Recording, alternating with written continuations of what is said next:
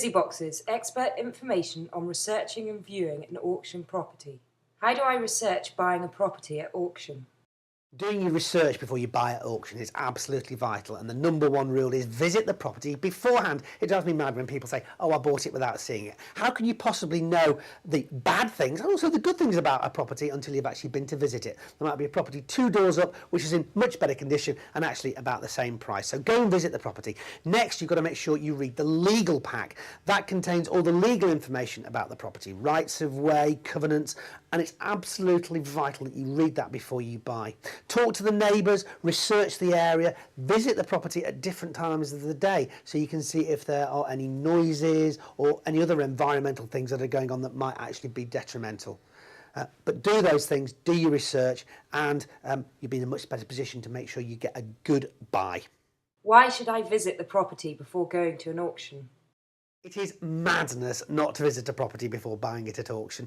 There's all sorts of things you can't see from the picture in the auction catalogue or even get from reading the legal pack. Is it by a noisy road? Does it have the neighbours from hell? Is it falling to pieces? And has it got all sorts of structural issues? Perhaps. You've got to go and see it. You've got to spend time at different times of the day visiting the property. I mean, you're talking about a multi-thousand-pound investment. It's worth investing the time and the money, at least going to see the property, and ideally going round that property with somebody who knows what they're doing, a builder or ideally a surveyor.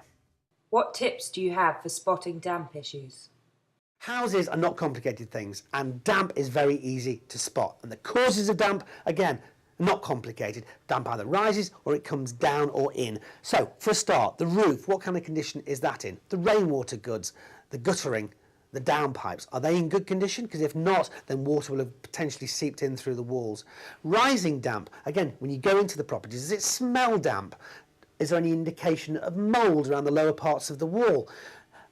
Often if you see lots of paint around the place, has someone been trying to cover up kind of damp issues? Again, it's not rocket science.